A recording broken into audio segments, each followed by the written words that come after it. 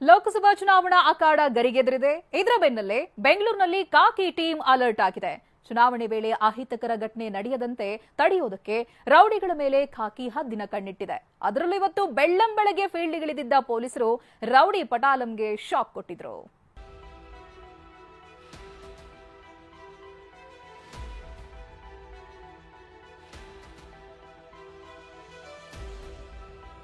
ಸೂರ್ಯ ಹುಟ್ಟೋ ಮುನ್ನವೇ ಮನೆ ಮುಂದೆ ನಿಂತಿದ್ರು.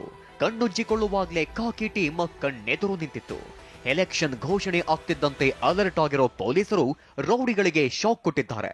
ಬಾಲ ಬಿಚ್ಚಿದ್ರೆ ಹುಷಾರ್ ಎಂದು ವಾರ್ನಿಂಗ್ ನೀಡಿದ್ದಾರೆ.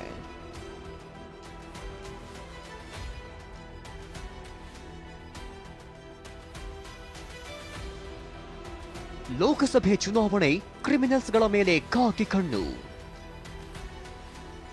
230 ಮನೆ ಮೇಲೆ ರೇಡ್, ರೌಡಿ ಶೀಟರ್ಗಳು ಕಕ್ಕಾಬಿಕ್ಕಿ.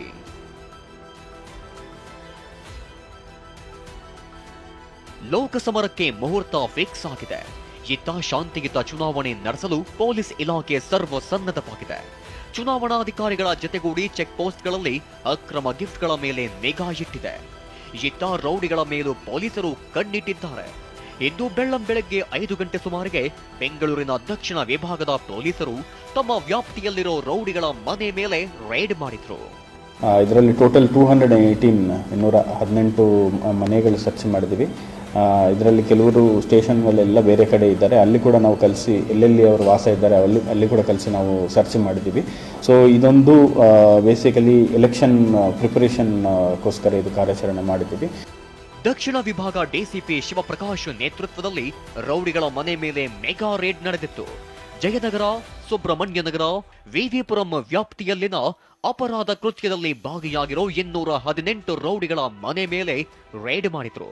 ಈ ವೇಳೆ 167 ರೌಡಿ ಶೀಟರ್ಗಳು ಮನೆಯಲ್ಲಿದ್ರೆ 90 ರೌಡಿಗಳು ಮನೆಯಲ್ಲಿ ಇರಲಿಲ್ಲ. ಹಾಗೆ 8 ರೌಡಿಗಳು ಜೈಲಲ್ಲಿರೋದು ಗೊತ್ತಾಗಿದೆ. ಮನೆಯಲ್ಲಿದ್ದ ರೌಡಿಗಳಿಗೆ ಚುನಾವಣೆ ವೇಳೆ ಬಾಲ ಬಿಚ್ಚದಂತೆ ಎಚ್ಚರಿಕೆ ಕೊಟ್ಟು ಮುಚ್ಚಳಿಕೆ ಬರೆಸಿಕೊಂಡಿದ್ದಾರೆ. ಅಷ್ಟೇ ಅಲ್ಲದೆ ಅವಶ್ಯಕತೆ ಬಿದ್ದರೆ ಗಡಿಪಾರು ಮಾಡಲಾಗುತ್ತೆ ಎಂದು ಡಿಸಿಪಿ ವಾರ್ನಿಂಗ್ ನೀಡಿದ್ದಾರೆ. ಈಗ ಅದು ಕೆಲವು ಯಾರ್ಯಾರು ನಾವು ಈ ಇಂಟಿಮಿಡೇಟರ್ಸ್ ಅಂತ ನಾವು ಗುರುತಿಸಿದ್ವಿ. ಅಂದರೆ ಮೇಯ್ನಾಗಿ ಎಲೆಕ್ಷನ್ ಪಾಯಿಂಟ್ ಆಫ್ ವ್ಯೂ ಇಂಟಿಮಿಡೇಟರ್ಸ್ ಯಾರಿದ್ದಾರೆ ಅವರನ್ನು ಕೂಡ ನಾವು ಬಾಂಡ್ ಓವರ್ ಮಾಡ್ತಾ ಇದ್ವಿ. ಮತ್ತು ಮಲ್ಟಿಪಲ್ ಕೇಸಸ್ ಇವೆ, ಅವ್ರದ್ದು ಗಡಿಪಾರು ಮಾಡುವಂಥ ಏನಾದರೂ ಚಾನ್ಸ್ ಇದ್ದರೆ ಅದು ಕೂಡ ನಾವು ಪ್ರಿಪೇರ್ ಮಾಡ್ತಾ ಇದ್ದೀವಿ.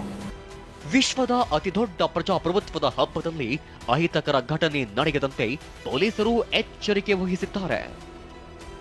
ಶಿವಪ್ರಸಾದ್, ಟಿವಿ9 ಬೆಂಗಳೂರು.